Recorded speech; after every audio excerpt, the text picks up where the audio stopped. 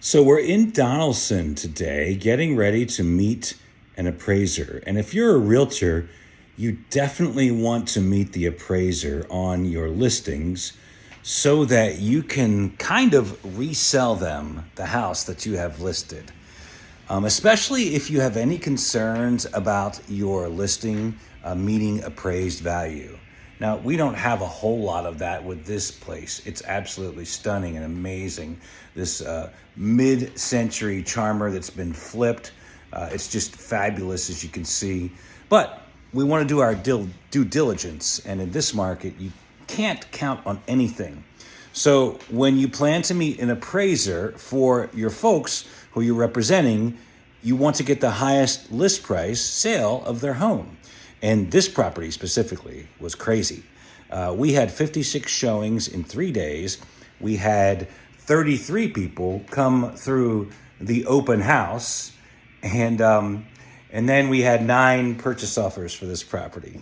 So it's understandable.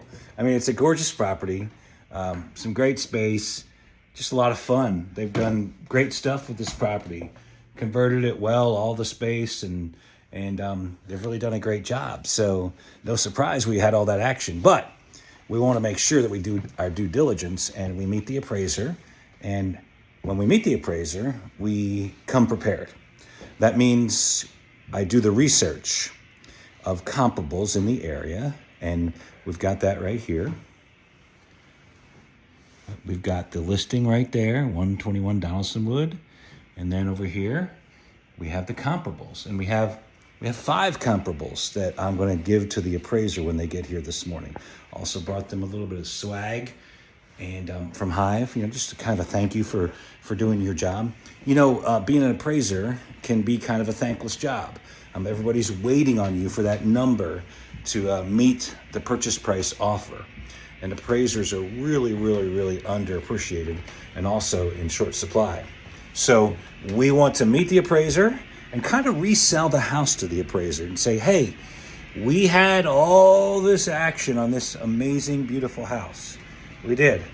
I mean, look at this master suite. We had all this traffic, all these people coming to see this house because it's so amazing. In just 4 days, a couple of weeks ago, we had all this excitement about this property. So, based on that excitement, we're hoping that you will do a great appraisal for us. You don't come right out and say, hey, we want a great appraisal. We're demanding this number. You just kind of resell the house to the appraiser. And that's what any good real estate agent would do for you. You do the research, you come with the numbers, you meet the appraiser, you tell them, hey, look at this place. The bathroom's been flipped. Look at that tile. It's amazing. I mean, everybody loved this house. And so you resell the house a second time to the appraiser based on the traffic, based on the comps from the area, and based on, what you see the market doing. So that's what we do. We show up with the research, which we have right here, front and center. We talk to the appraiser.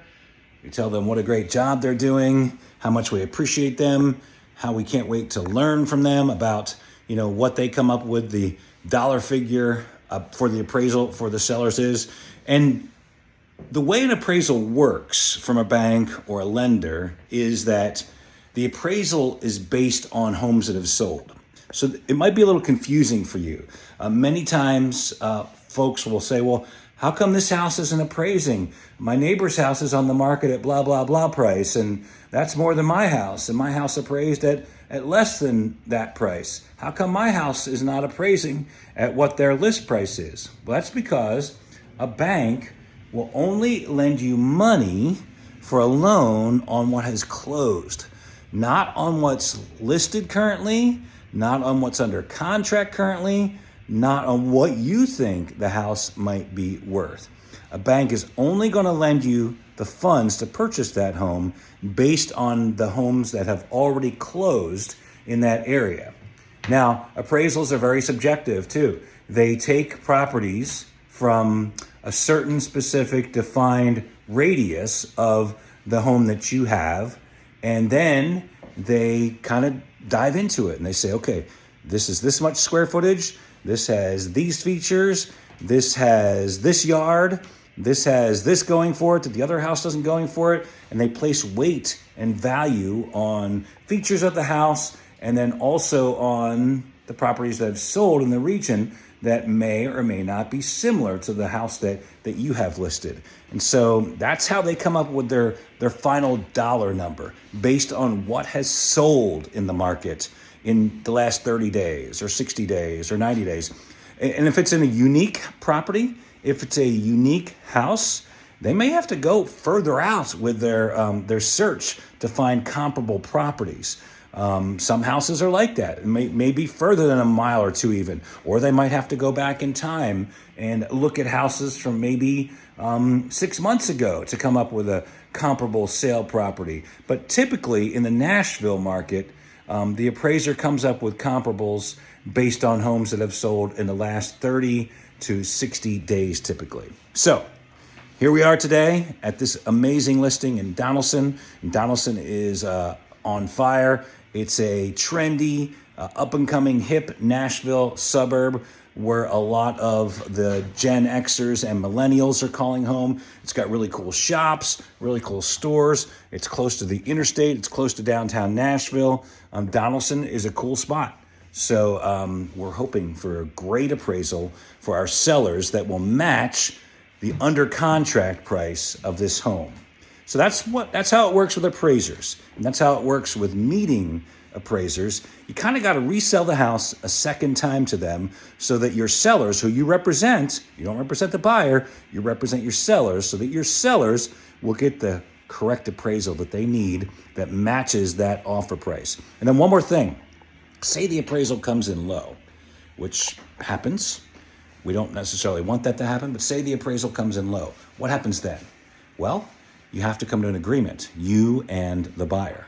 If the appraisal comes in low underneath the purchase price offer, then there's going to have to compromise. There's going to be more negotiations. So when you hire a realtor, make sure that realtor is prepared to negotiate for you. So if the appraisal comes in low, $5,000 low, $10,000 low, then either the seller's going to have to come down on the purchase price or the buyer's going to have to come up on the purchase price to meet to meet their offer. That doesn't typically happen. It's typically the seller saying, okay, this house is not worth the offer price, unfortunately, so we're gonna have to lower our purchase price to match what the bank is willing to lend and what the actual price of the house is going to be. That's why you'll often see in purchase offers appraisal gap coverage, which is someone writing a purchase offer and they want the house, they love the house so much that they say, hey, we are willing to write our purchase offer at this price, and we're also willing to provide